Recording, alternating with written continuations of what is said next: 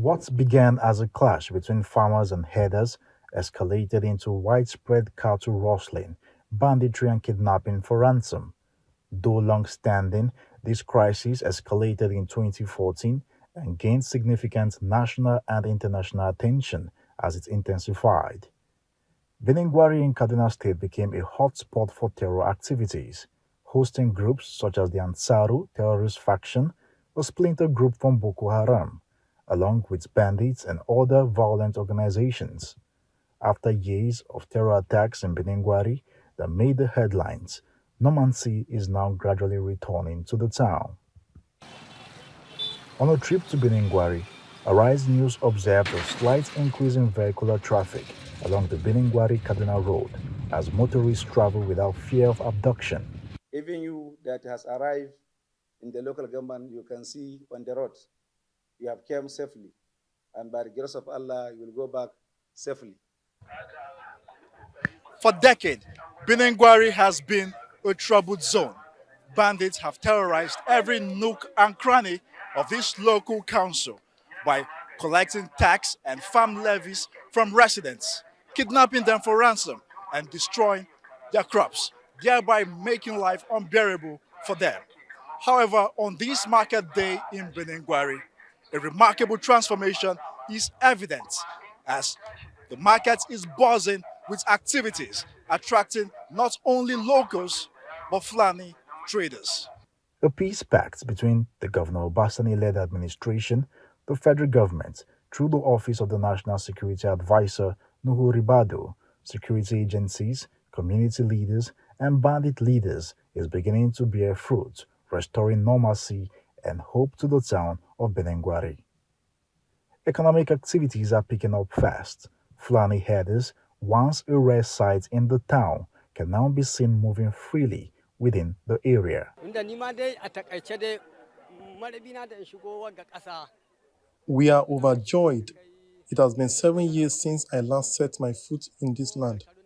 I have spent most of that time in the bush, but now, by the grace of God, I am here, enjoying relative peace.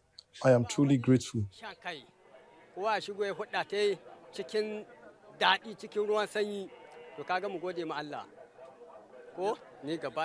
For so long, I felt like an outsider, but now I can come to Birnin Gwari freely and trade without fear. This peace agreement is unlike the previous ones. Those were smaller, side agreements between poor people and the Fulani. However, this recent peace pact is different. It encompasses the entire state. It cannot be compared to the earlier agreement. It has been nearly 10 years since I last stepped into this market, but by God's grace, we are here today, enjoying peace and unity in the market. We see ourselves as mediators, working to bridge the gap between the Hausa community and our own people. We now share a good understanding with one another, and everyone is moving about freely. Regarding this issue, every party has made mistakes, and that is where we step in as mediators. We are hopeful that this marks the end of conflict. May our neighboring countries look to our land as an example to learn from. Those familiar with the peace agreement say part of the deal is for the aggrieved herdsmen groups to have unrestricted access to Birnin Gwari town, but are prohibited from carrying weapons. According to the Fulanis, they have been marginalized for years. They just want a sense of belonging. Unfortunately, a Fulani person is often labeled a bandit, regardless of their sincerity. Those who wield guns and take lives should be identified as bandits, not through ethnic profiling. Our prayer is to live in peace and unity.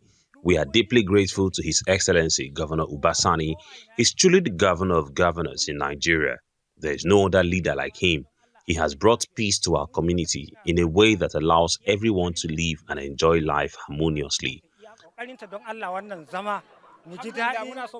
We appeal to the government to assist us by building schools, hospitals, libraries, and ranches in our community. I direct this plea to Governor Obasani with a hope of returning to the life we once had, where we could move freely with our families and livestock. Locals say the peace deal is a game changer.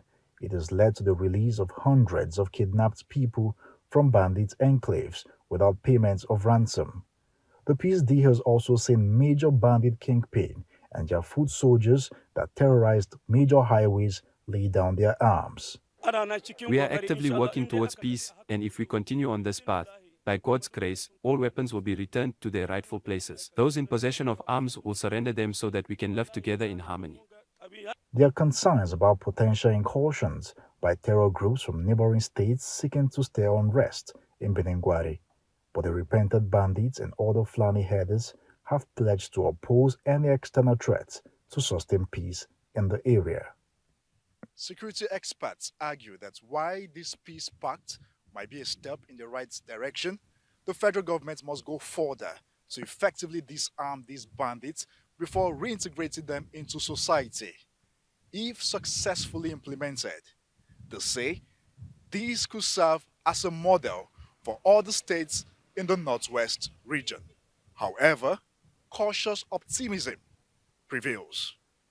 From Birnin Gwari, Nisi Gabriel, Arise News.